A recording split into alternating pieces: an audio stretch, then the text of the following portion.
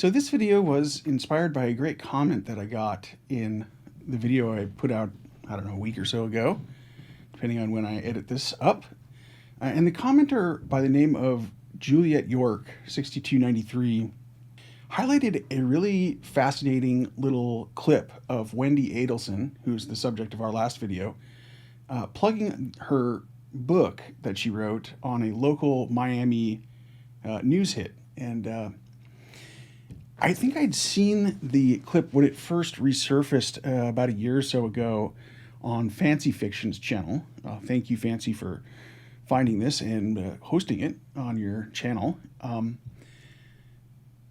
And I don't think that I paid much mind to it, but helpfully, our friendly commenter, Juliet, added some interesting context that really set the hook into me for wanting to make this video.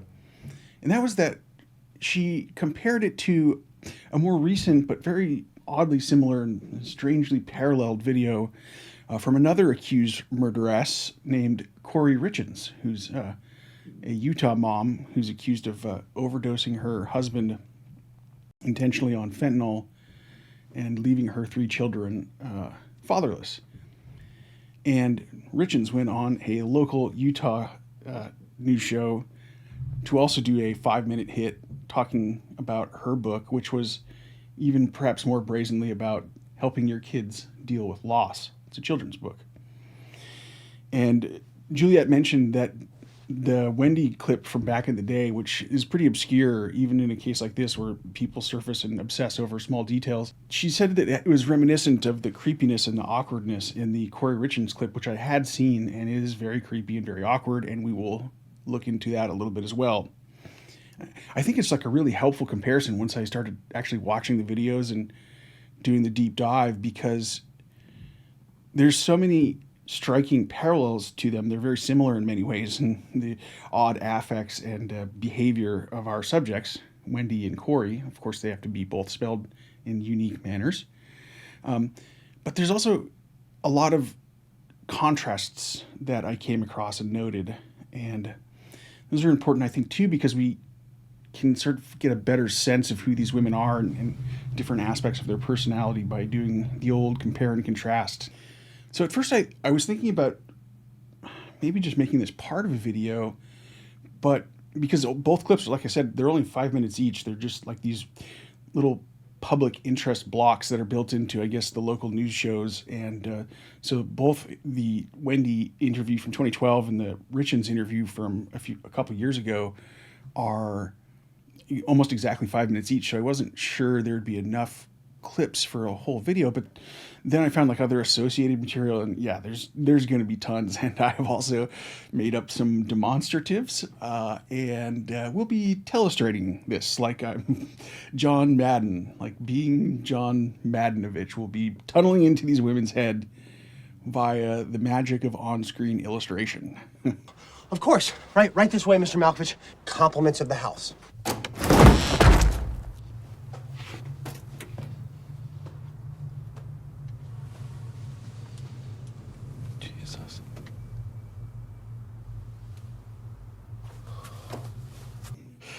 I'm pretty excited for this, and I guess with it being fall and apparently football season coming up, I don't really know exactly when, but assuming soon, it's quite apropos that we would be playing the role of one John Madden breaking down the X's and O's of how to murder somebody, I guess, allegedly.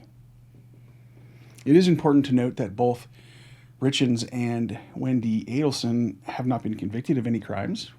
I believe Wendi is an unindicted co-conspirator, and Richins is set for trial this coming February.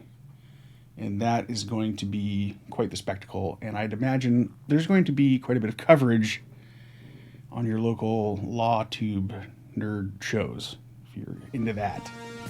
And we are about to break down the opening of Kouri Richins' interview on local TV in Utah about her book. I thought that this opening piece of the interview was one of the more revealing and interesting just in terms of Richins' body language. And boy, there's so much stuff going on this on this set in this local show. Just a lot of different bric-a-brac, so lots going on. Lots of different sight lines here. What are these? What are these things? And then we have the book here.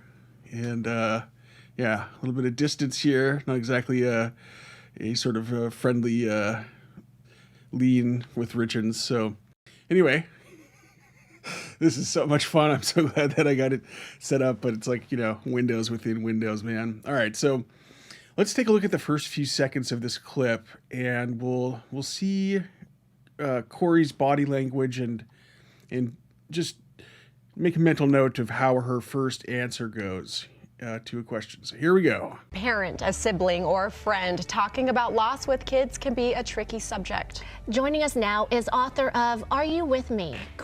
You see that right there? I'm back. We're going to so deep dive this.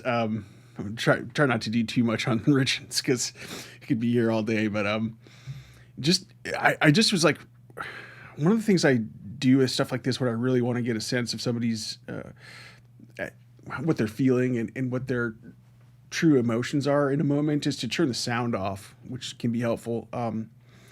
And I don't want to do that here because I'll have to mess around with settings again. But let's just kind of focus in on Richins and see what she does in terms of maybe potentially like self-soothing stuff here.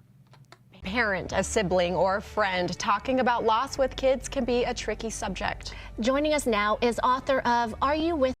So yeah, what I'm seeing is she's kind of inhaling through the nose in an almost like a, I don't know, like a yogic type breath, and sort of craning her back and neck, getting comfortable.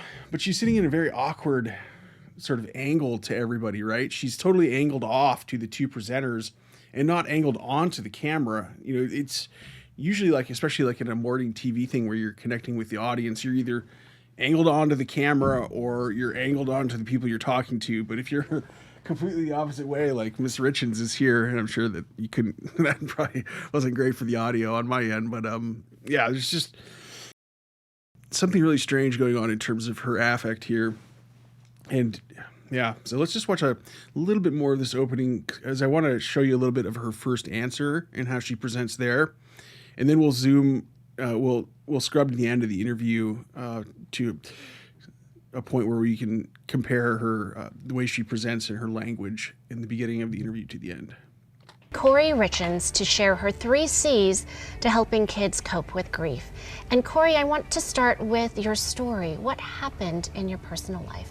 So my husband passed away unexpectedly last year. So it's March 4th was a 1-year anniversary for us, and he was 39. It completely took us all by shock. And we have 3 little boys, 10, 9, and 6. And so we just noticed like a lot of canned little lines in here, but still a lot, a good amount of disfluencies where she's saying and breaking up sentences with ums, and it's just very awkward. I guess, we'd expect some of that given her presentation as like a grieving widow. So a lot of this, isn't particularly significant, but just right at the outset, we're sort of noticing that even her canned answers aren't very well, they're just very short and in staccato. My kids and I kind of wrote this book on the different emotions and grieving processes that we've experienced last year. So that was the other part that I wanted to get in before we shoot to the end here. And I just wanted to give a little bit of this clip of Kouri, to be able to compare and contrast to Wendi, because I think there's a lot of, like I said, interesting parallels and perpendiculars with these two ladies. And the thing I wanted to note here is, she's answering a question about how she's doing, or, essentially an opening question just to sort of break the ice. And she transitions from her talk about like what it's been like emotionally to her plug for the book. So it seems like that's very front of mind for Richins, is like plugging the book. It's like got to be either 1A or 1B in terms of her priorities for this interview, is always be in closing, I guess. I don't know. Yeah. So, all right, we'll scrub to the end of the interview. I just wanted to do that again. Take a look at that because there's some interesting contrast in the language. Okay. So in this bit of the interview here, we're like pretty deep into it. We're 3.5 minutes into a 5-minute hit on morning talk show. So we're almost at the end, and they've only gotten through one of Kouri's 3 C's. That's another one of her sort of canned deals. It's, I guess, the theme or one of the major emphases of her book is these 3 C's that help you with grieving. And they've only like gotten to the end of the first C. So here the news lady is asking Kouri about the second C, and Kouri sort of has to shift gears and go into her spiel on C number 2. And that's when things get a little bit dicey. Mentioned was connection of the 3 C's, keeping the person's spirit alive. The second, continuity. Yes, and that's, just making sure you're trying to stay, as much as you can on routine, and, whether that's, sports or pick up and drop off from school, or community activities, just, trying to stay in a routine as much as possible. And then the last C is care. Yes. What does that mean? So, on top of just loving your kids and hugging them and kissing them and, extra cuddles and everything, I think it's important that I've learned to really affirm, their feelings when they're mad or... All right, that's enough. I don't want to go too much more into like body language or anything, but you can see that essentially like half of her output in terms of verbiage is... and it's, she's obviously very uncomfortable, and there's a lot of other little cues that that's the case, but, the end of that clip is pretty rough, and it goes on from there, but there's a bunch of little interesting things in there. One other thing I wanted to, take a quick look at is there's a quick clip from like a follow-up interview that these 2 news ladies did that I mentioned earlier, where they talked about what they took away from this Richins interview. So let's take a look at that real quick. We'll take a look at a clip from that, and then we'll move on to the main event. Bum, bum, bum, bum.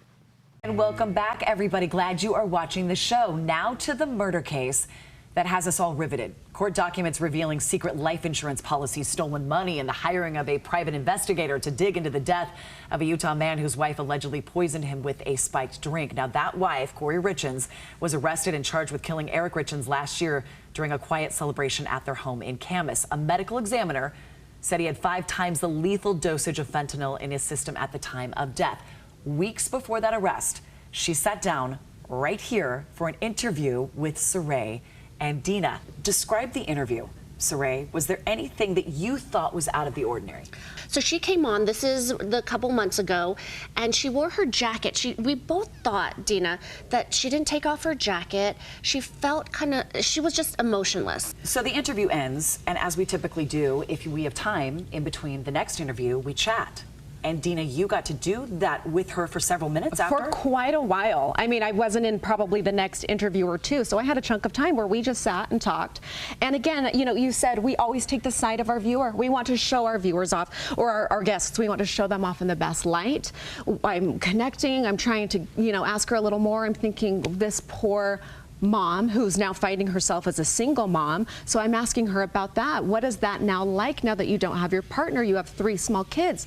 And that's when she said, well, we do think that it was COVID. He had COVID and he has a lung issue, and that's what happened. This perspective from the 2 of you is so interesting. So I should mention that Fancy Fiction has added some edits in this video just to emphasize points that she wanted to make. And so like this text title graphic here is from Fancy Fiction, obviously. And there's a couple other little bits of potpourri that we'll see in the interview footage that were not original as it went out. So, all right, let's, and we can already see Wendi has the Cheshire Cat grin there, but let's let's take a look at the first bit of this thing, and then we'll take a look at our ISO cam footage.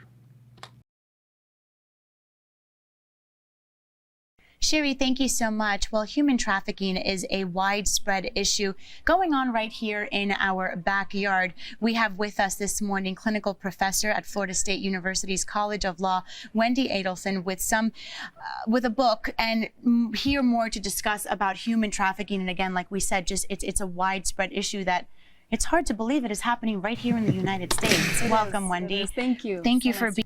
Yeah, and Fancy gets in here that this is a Harvey Adelson original creation, this cover. Quite fetching, if I don't say so myself. And you can see that this is the first edition. It doesn't have the little doodle me bob here that the Florida State... Whoa, that was...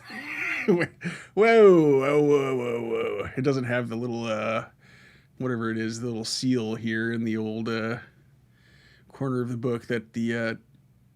One Book, One Campus edition does. So it's a collector's item right there.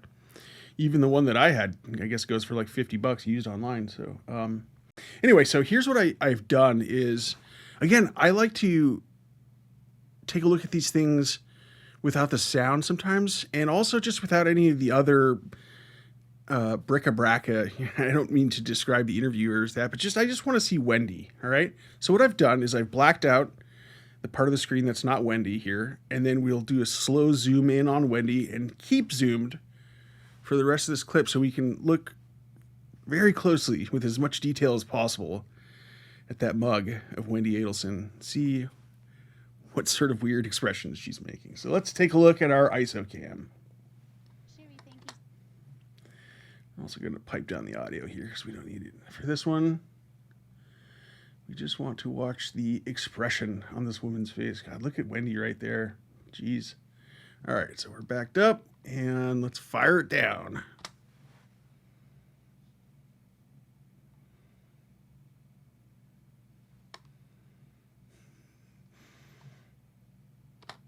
It's almost like an Office look right here. You know, she's like looking off camera, like almost like breaking the fourth wall on News TV. Wendi, it's like always like she's the only one in on the joke, or is like wondering why everyone else is such an idiot during situations that her affect is so strange, but it's a lot more subtle, I think, than Kouri's, which is kind of all over the place.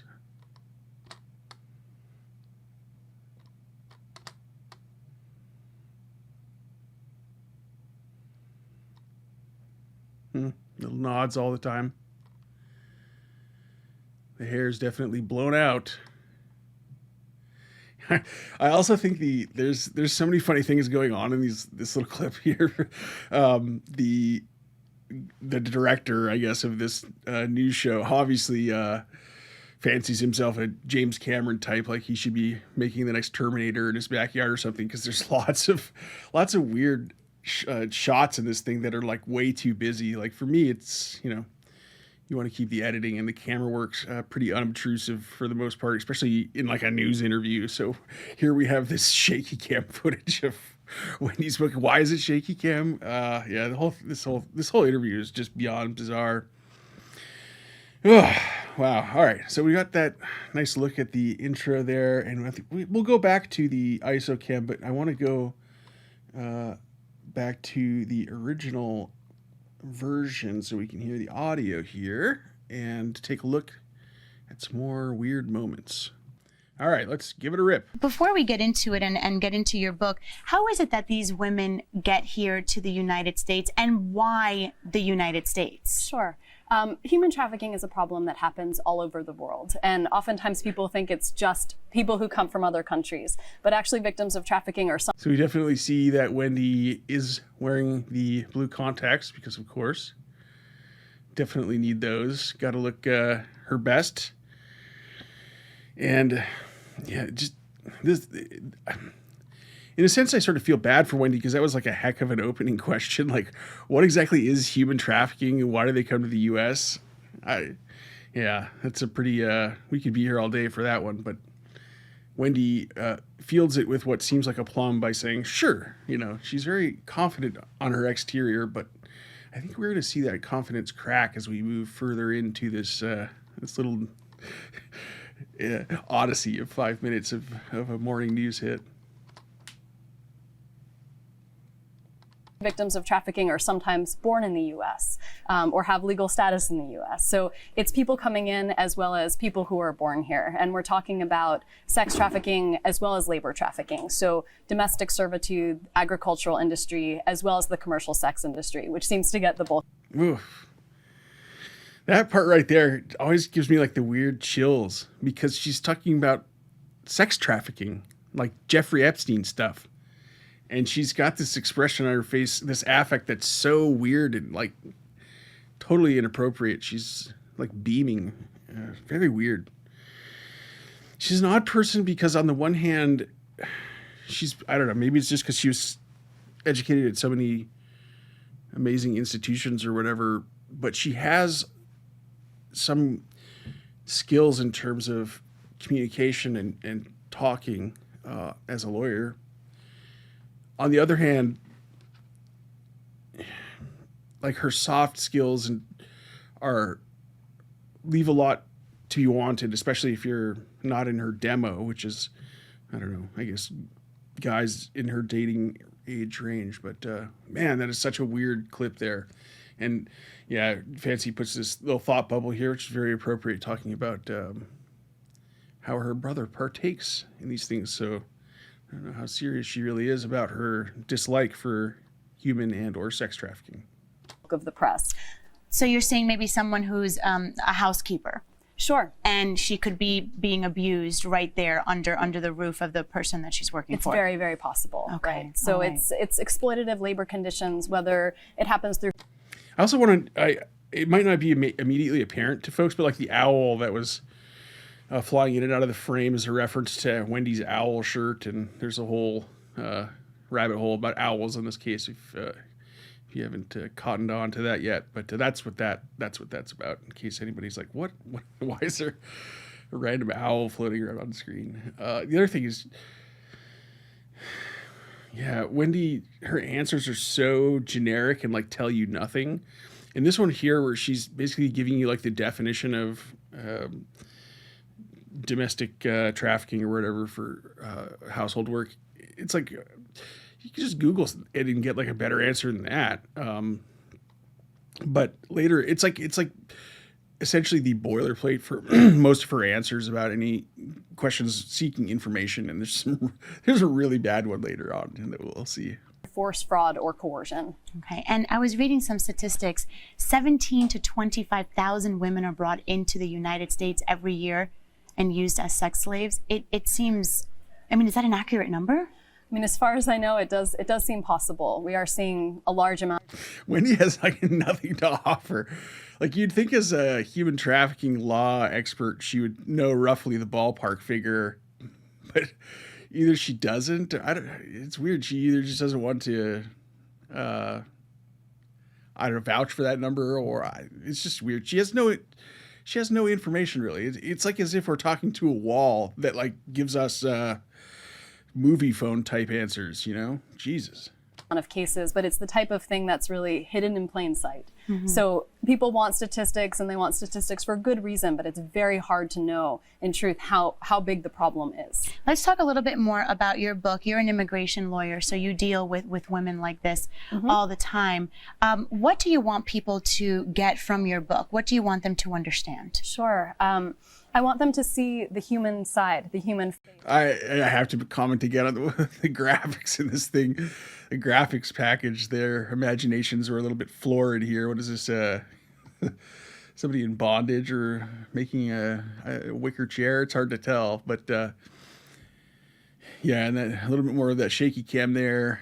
And this question right here is so great. Like the interviewer, who you can tell is just so much more natural and graceful on live television, although that's to be expected, just basically asked her, like, what do you want people to take away from your book, Wendi? And there's, I don't know if the answer is like quite like a Freudian slip, but it's very revealing in a sense. face behind this issue of human trafficking.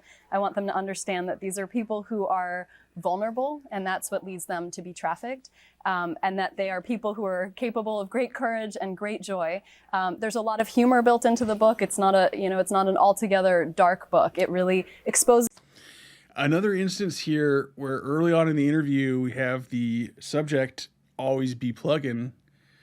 You know, this book isn't like totally a bummer, folks. Go out and buy it. It's got some funny stuff in it. I'm a funny lady. So bizarre. Is the fact that these are human beings, these are individuals, and they come here seeking a better life, and they are duped into an experience that's far beyond what they would have imagined. That's interesting that you said that the book has some humor to it, because it just seems like such a serious issue. It is a very serious issue. I don't mean to make light of it, but I included the character of their attorney who tries to. So here we can see that when, I don't even want to say pushback, but when asked a follow-up question here about the nature of the humor in the book, it's always great stuff. We can see that Wendy's now like leaning away from our interview subject and gets a little defensive, gets a little sneery. We'll go back to the ISO cam as well. Here we'll put in a pickup shot so we can really take a look at her expression.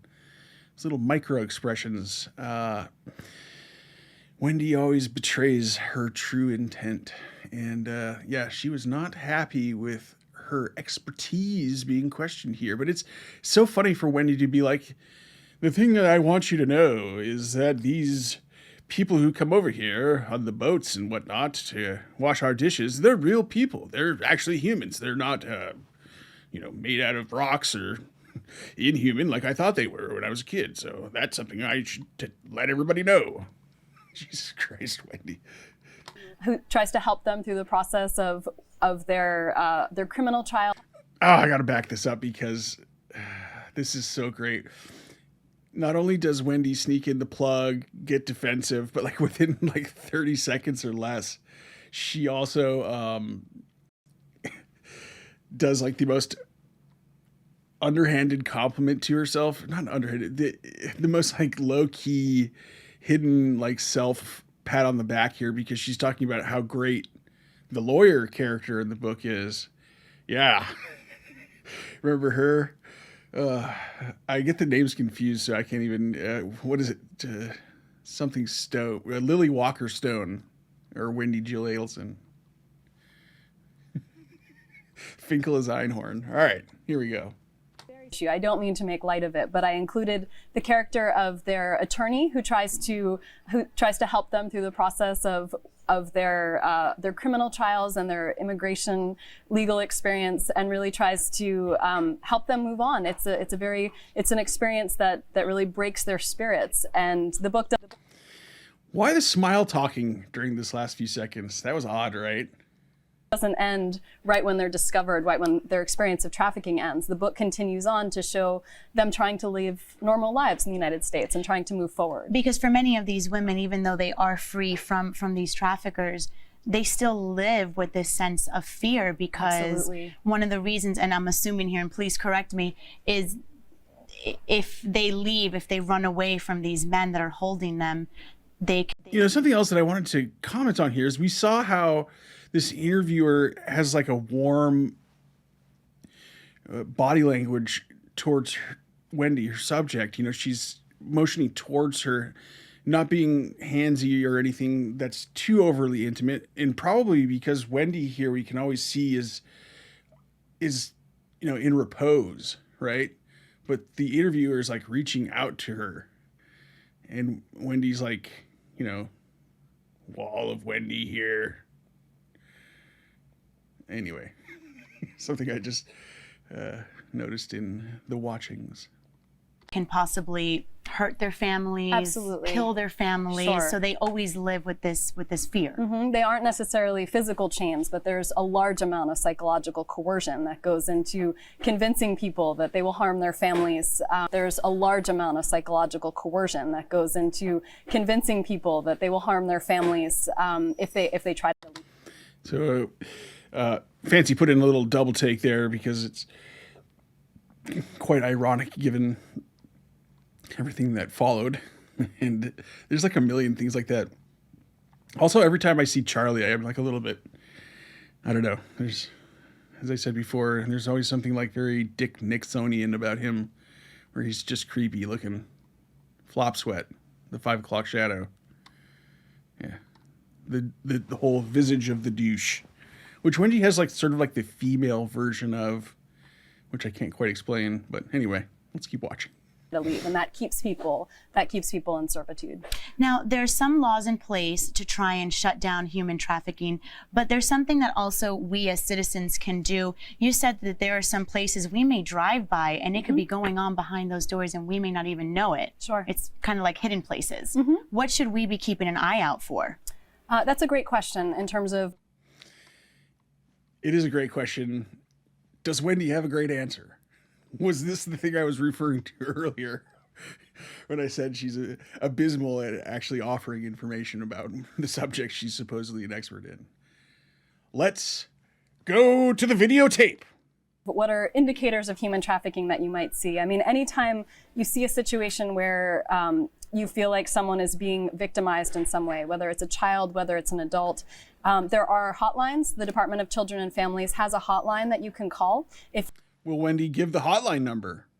If you see something that looks a little bit suspicious, if you see a young girl maybe from the same or a different ethnic group taking a shower outside, if you see a young person in the neighborhood that doesn't seem to be attending school, that seems to be in the home. How and young staying there. are some of these women or girls? I mean, they could be as young as 5, 6, 7. If we're talking about individuals serving as domestic servants in homes. Wow. People working in the I do want to say, like, obviously this subject is terrible and depressing, but it's just Wendy's approach to it that's, I don't know, it's very revealing in a way. I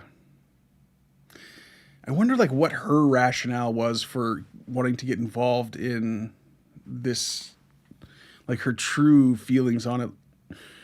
Was she just thinking it was like a good spot for her sociopathic tendencies to bloom, or I don't know. It's just, it definitely, to me, rings very clearly as some kind of shield or cloak, like I mentioned in the intro. But yeah, it's just always fascinating to me, like why people with these really extreme personality quirks like Wendi get drawn into certain fields. Like some of the answers would be obvious, like male psychopaths into police officers being, wildly overrepresented. That makes a lot of sense because of the element of control. And maybe that's the same sort of deal in terms of Wendi, because she would have so much control and power over essentially the future and life and death of these folks that she's working with. So maybe that's one idea. But if you have any thoughts on that, I'd be interested to hear them in the comments. Let's keep rolling here. We're almost done with the interview, so wow, that flew by there. In the telestrating phase here, got a couple different balls in the air. Things tend to get hectic. So let's finish her up. Agricultural industry. I mean, there are so many industries, especially in Florida. Florida is actually the 3rd worst state for human trafficking. Wow. Well, Wendi, thank you so much for coming in and talking about this issue with us. And you can find Wendi's book, This Is Our Story, in bookstores as well as on Amazon. Okay, a couple notes here. I did try to find any scrap of anything I could from WendiAdelson.com, which is it's mentioned here on the screen that she had a website apparently, but I scoured the Wayback Machine, took it apart, looked for anything I could. There was nothing on there, which is unfortunate. It had been captured a few times, but no data whatsoever, no photos, nothing. So that's a bummer. I was hoping to find something funny there. Her final answer to me is so fitting, and it's almost like she's so crazy that it's coming through the screen and like affecting me, because I felt like my affect was kind of off there, like laughing at her. Florida's the 3rd worst state for human trafficking line, but it's the reason I think it's so funny is you could like plug and play, you could pull it right out of this morning news hit and put it right onto like a Debbie Downer sketch on Saturday Night Live. Like that's what I'm thinking there, is just that Rachel Dratch and her amazing expressions. She's Wendi definitely has a little bit of the Debbie Downer gene for sure. Yeah. And just kind of saunters off there. Nothing really accomplished. Lots of prep, lots of beautifying the surroundings, getting the hair done, putting on the contact lenses. But in the end, all sound and fury signifying nothing. Man, that was a real non-interview, wasn't it? We didn't really find out a whole lot other than the particular way that Wendi Adelson is crazy. So, hey, boy, the other thing that I am always interested in is, people come to cases with their own toolbox, so to speak, their own cultural eyeglasses, different life paths, different things that you're proficient in. And that's one of the great things about doing YouTube videos about cases like this is you get all sorts of really great input from folks with observations that I, never would have caught. And so if there's something that you saw that I didn't see or something you disagree with in terms of the interpretation of it, definitely would love to hear your thoughts about it in the comments. It's almost like you end up, because I end up being a little bit like the Borg on Star Trek: The Next Generation, where I start to assimilate the knowledge of all these different wonderful people that hang around the videos. And yeah, just want to thank Juliet again for the great idea for a video. And it was a lot of fun making it. At times it was a little frustrating getting the AV set up for this thing just because there's so many different little plugins and stuff. But I'm so glad that I did it like that because now, you can feature it in something else. Don't think we used the Telestrator to its full potential there. We're just getting our sea legs, as it were, as the John Madden of the true crime universe and beyond. All right, well, certainly was a pleasure for me. I hope you enjoyed the video. And like I said, any observations, any feedback, drop a comment.